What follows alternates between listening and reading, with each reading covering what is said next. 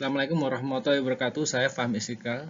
Kesempatan kali ini saya akan menyampaikan analisis jurnal dengan judul Akurasi Moving Average dalam prediksi saham LQ45 di Bursa Efek Indonesia.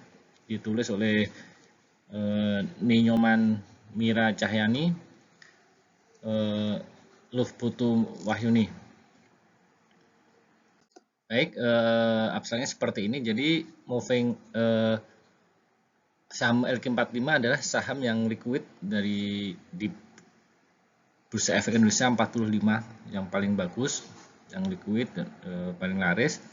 Dan moving average ini adalah metode yang dijumlah rata-ratakan.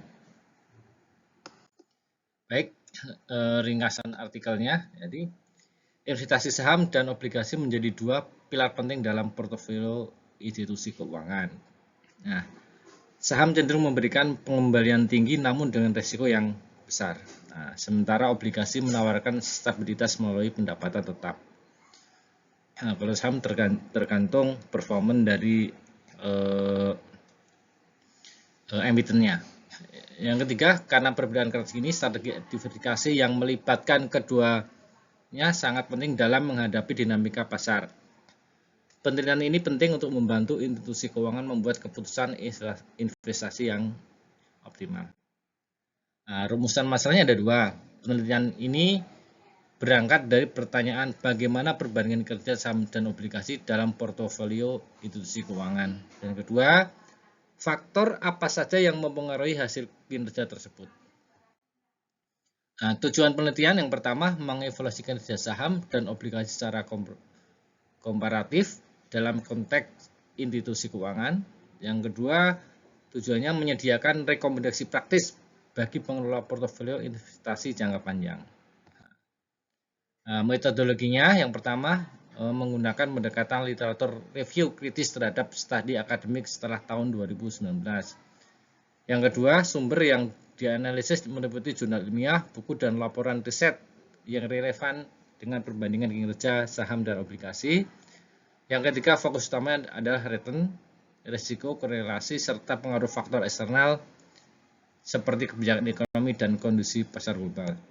Nah, hasil penelitiannya yang pertama, saham menunjukkan kinerja lebih tinggi pada kondisi pasar menguat, sedangkan obligasi memberikan stabilitas saat pasar menurun. Nah, ini sangat umum ya, karena obligasi memang stabil. Yang kedua, kombinasi saham dan obligasi menghasilkan portofolio yang lebih stabil. Yang ketiga, hubungan antara saham dan obligasi bersifat dinamis dan dipengaruhi oleh siklus ekonomi, suku bunga, dan geopolitik. Yang keempat, strategi diversifikasi dan manajemen risiko terbukti membantu mengurangi volatilitas portofolio. Nah, selanjutnya, kesimpulan dan implikasi.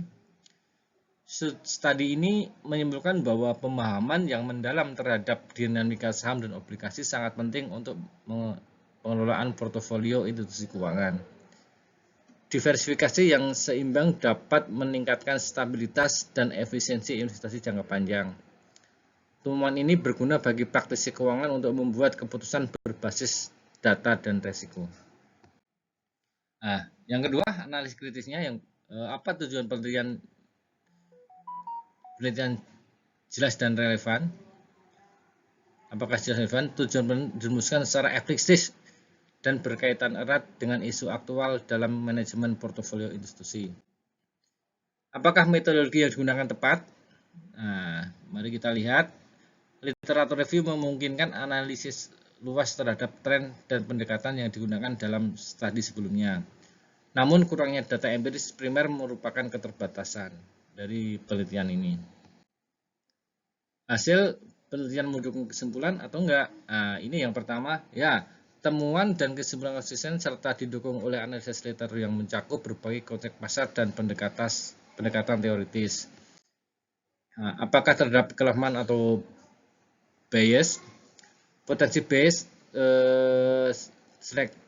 seleksi sumber dapat terjadi dan absennya data kuantitatif primer membatasi validitas langsung pada konteks lokal tertentu.